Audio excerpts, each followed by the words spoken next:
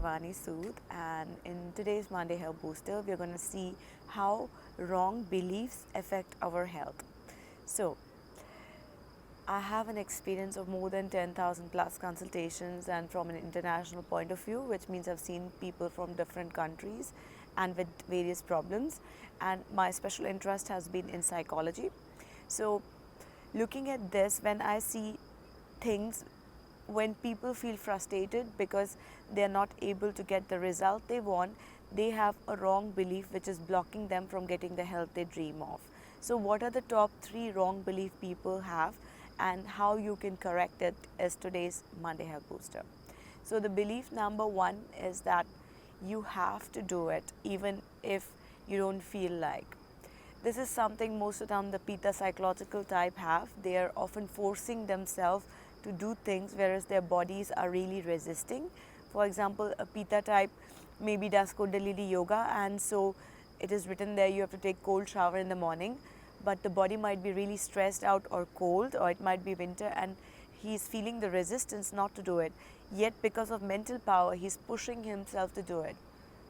Listen to this. I hope you know that pushing yourself towards growth is just like destruction, and you have to really grow constantly at a pace like a tree.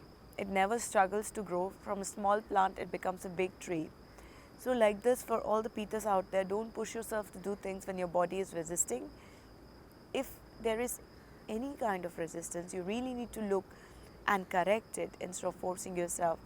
And this belief, if you change, you can achieve things in a much calmer and patient way rather than in an impulsive and pushing way, because what belongs to you will come to you slowly and with patience only.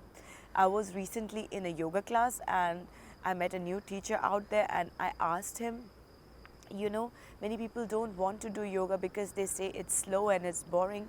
What would you say for them? And he said a very nice thing which I think you should hear. He said, slow is the new strong. And I really love these words, because for all the Pittas out there who are having the belief that they have to do things without, checking it out with anyone and really planning it in a soft manner, please do not do that. Do things seeing it as a long-term goal, because most of the time high impulsive things usually fail after a while. Second point, the second belief which is making the health of the people bad is that if you do anything, it's going to bring in results. This is mostly the Vata backdrop psychology, where they are doing numerous things, 20 things for their health every day, and they have this like, well, I do something for my health, but they never go in to see if this is really helping out, because they're scared of the result and the possibility that it won't work out. But in the field of health, it's really important to see if the things are bringing in result. So at least you have to do it for 21 days to 30 days, whatever new thing you're trying, and see if it is helping you, and then filter out the habits which are no longer effective, because time is money, and if you're wasting time, then you will probably lose the enthusiasm and the motivation to work on your health, because when you're not getting any results, there is no motivation to work. So the second thing what I've seen people doing is just going to numerous practitioners and getting different kind of remedies, homeopathy and allopathy and Ayurveda and yoga and meditation, and working on so many things that they're actually not sure also what they are doing. And this belief also is bringing in no results, and it looks like you're very busy, but you are really not busy doing the things you need to. And this is the third common mistake which people have. The third common mistake in the belief system, what I really see from the people is that they are very busy. They're busy in doing, but they're not spending any time in planning. Listen to this, whether it be health or work or, your personal life, just running all the time will not really help you see the direction. I think I've told it in one of my last video also. You really need to pay attention to which direction are you going in terms of your work, in terms of your relationships, in terms of your health, and then go towards it. So just don't follow anything when you don't see a complete way. For example, you have a diagnostic, and the diagnostic requires you to change your nutrition, and the diagnostic requires you to change your mindset, and the diagnostic requires you some medicine.